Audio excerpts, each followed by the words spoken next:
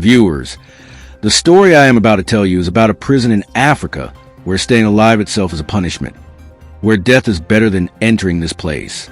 This prison is a place where prisoners are not only subjected to unimaginable torture, but where women suffer the worst forms of abuse. But before we begin this video, let us warn you, if you're under 18 years of age, please stop watching here, because the facts we will share by the end will leave you completely shocked. Yes, if Ibrahim Traoré had not raised his voice against this prison, perhaps the world would still be unaware of its horrors. Friends, in the burning desert of the African country Chad, there was a prison so terrifying that the locals called it the Silent Hell. It was located in the middle of a vast desert, with no settlement nearby, no roads, and no sign of justice. For decades, this prison had been a fortress of cruelty where people were brought not to live but be buried alive. Among the prisoners were men, but the treatment inflicted on the women held in separate cells was beyond the bounds of human decency.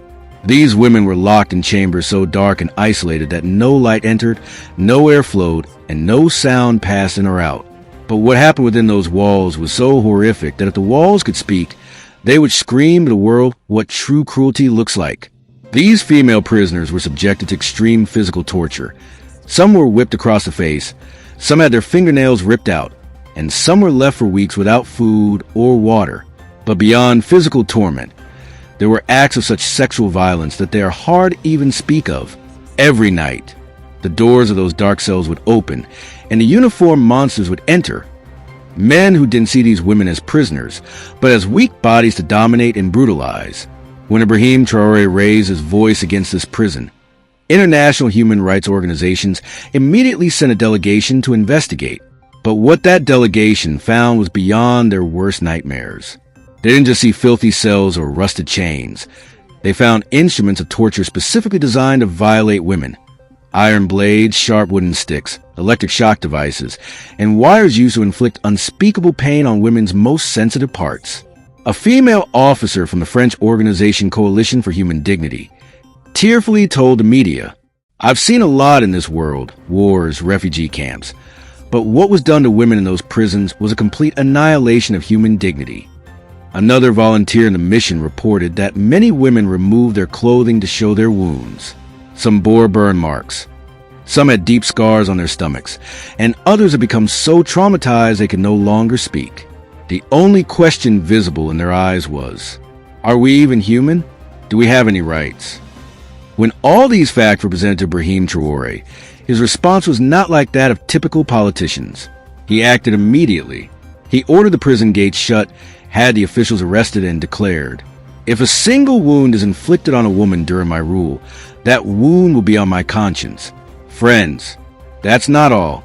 Graphic video footage of the abuse inflicted on women in that prison also surfaced, something we'll address later. But first, let us tell you about the types of punishments given inside that hell. The drop torture. This punishment seems soft on the surface. No beatings, no blood, no lashes. But in reality, it was a method of destroying not the body, but the mind, the spirit, and the soul of a person. This was called the drop torture, used especially on prisoners who stayed silent, refused to answer questions, or nurtured rebellion within. These prisoners were taken to a special chamber, a small, stone-walled, dead-silent room. The prisoner would be laid flat on a rusted iron bed, hands and feet shackled tightly, so they couldn't move an inch. Above their forehead, a metal bucket filled with water would be hung. A tiny hole at the bottom allowed a single drop of water to fall at intervals, right onto the prisoner's forehead. This drop was neither hot nor cold, just ordinary water, but its impact was devastating.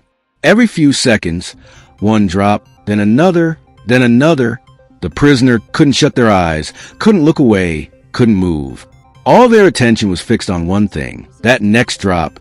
When will it fall? Where will it land? Slowly, the mind of the prisoner would become trapped in that single moment. They would forget the past and become unable to imagine the future. Some prisoners went insane within 3 days. Others began talking to themselves. The underground cell. Another horrific punishment was solitary confinement underground, a punishment reserved for those who talked too much, screamed too often, or tried to give others hope. They were moved into a special cell beneath the earth. No light, no windows, no air, no space. A tiny, grave-like cell with a double iron door, so no sound could escape or enter. There, the prisoner was left in total silence and darkness. No company, no voices, just the sound of their own breathing echoing off the walls. Eventually, even their own breath began to feel like an enemy. This punishment didn't destroy the body.